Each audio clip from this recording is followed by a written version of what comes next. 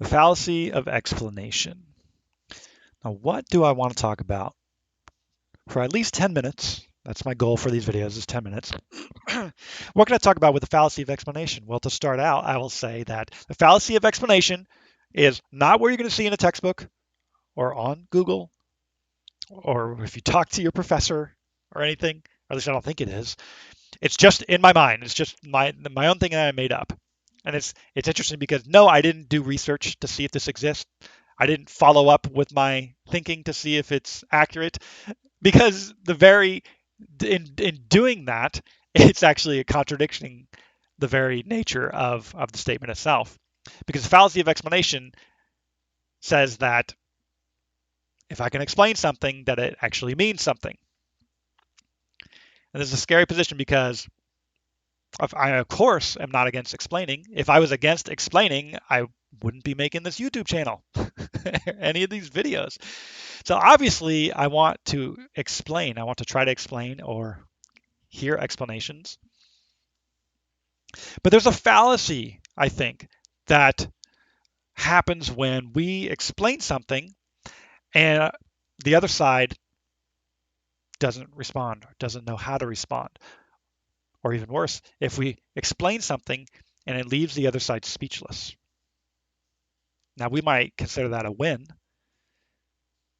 but I don't if I leave my opposition speechless. And the reason I don't consider that a win is because I'm not here to debate. I'm not here to battle. I know some people are, and perhaps there's need for that in the world. I personally have a distaste for it. But I'm not looking to just slam the door on anybody's face. I want to collaborate. And if I leave you speechless on something that perhaps we have opposing viewpoints on, that's disturbing to me because I want together to go to a higher level. I don't want to like drop the mic, so to speak.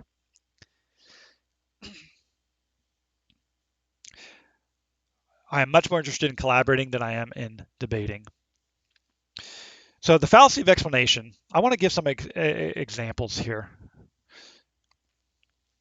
I am explaining myself when I'm talking about the fallacy of explanation. Could that be an oxymoron?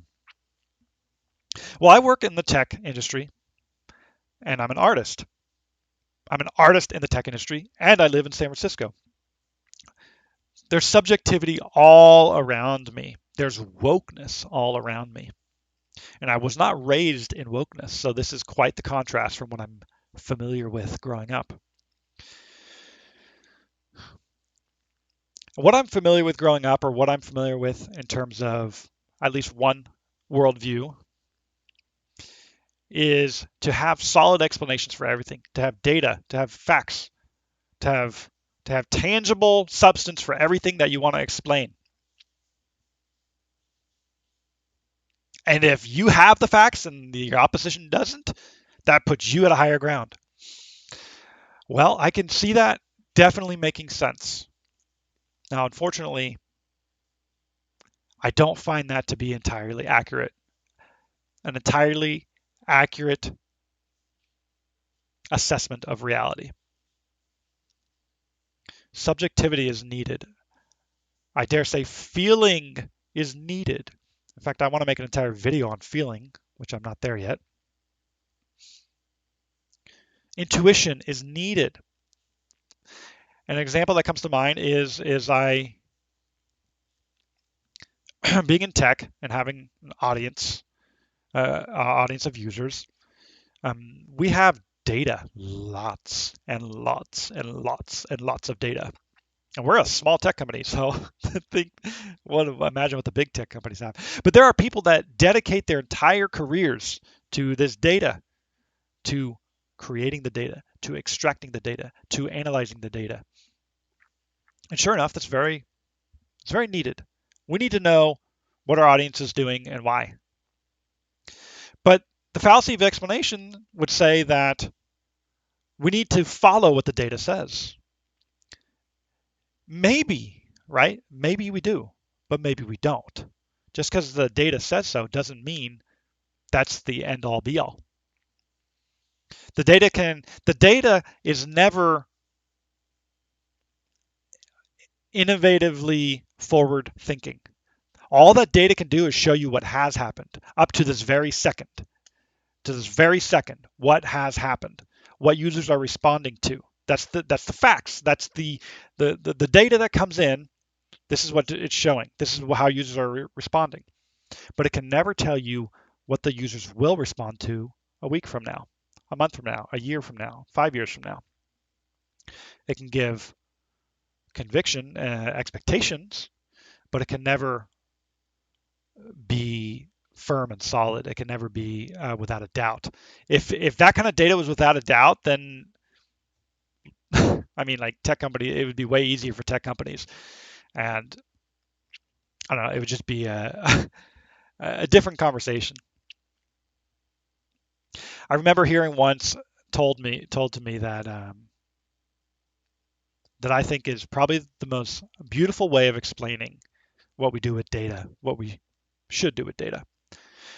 When I was talking with an analyst, and they said that we are not data driven, we are data informed. We are data informed. And I thought that was beautiful. That's a beautiful blend. That tells me that yes, we have the data, we know what it says, we know how to extract what we need with the data, but we also know that the data isn't the only thing.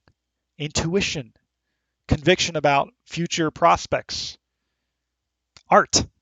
Art is very subjective. It's hard to do data on art until after the art is created. You can't know if I can't create a completely wild looking character that's innovative, um, and sort of know what the audience is going to do before I create it. I have to create it first. I have to have the intuition that we're going to go in this direction. I can go on and on. I can go on with that topic. Data is important. Data is not the only thing. Intuition is also very important. And if I have an explanation, whereas you only have an intuition, why does that make me better? I mean, how many times have I heard the word delusional be thrown around? And that's a fascinating word to me because some of the greatest people in history were called delusional. Steve Jobs was called delusional.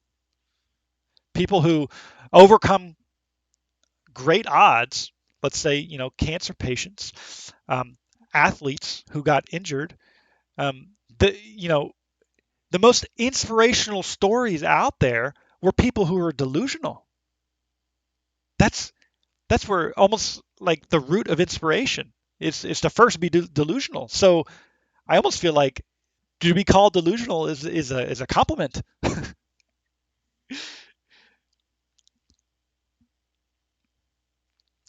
The fallacy of explanation is basically is a philosophy that I have that I never want to out explain somebody.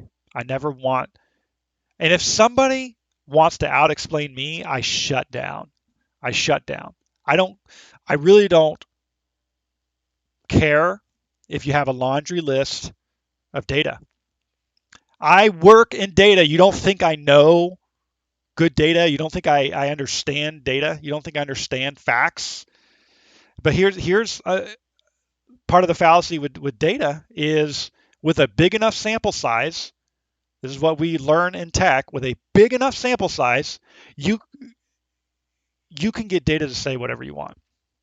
It doesn't mean that data lies. I'm not going to say that the numbers lie, but what I will say is with a big enough sample size, you can get the data to make true whatever you want. With a big enough sample size. If you want to prove that our players want to go in this direction, our users want to go in this direction, you can with a big enough sample size. And you're going to get a result. If you want to prove this other direction, you can, and you'll get a result. If you want to and then to constantly go back and forth about like, well, we went in this direction because the data said so. It ends up not being a good direction because the numbers are dropping. But you know what? We're going to keep on going in this direction because we're just going to press through, right?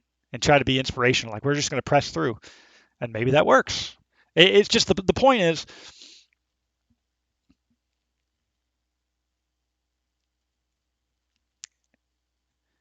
to rely on data only, to rely on facts only, to rely on explanation only,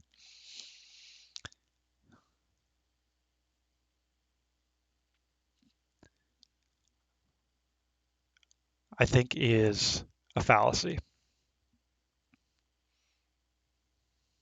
We need feeling, we need inspiration, we need intuition, and we need collaboration.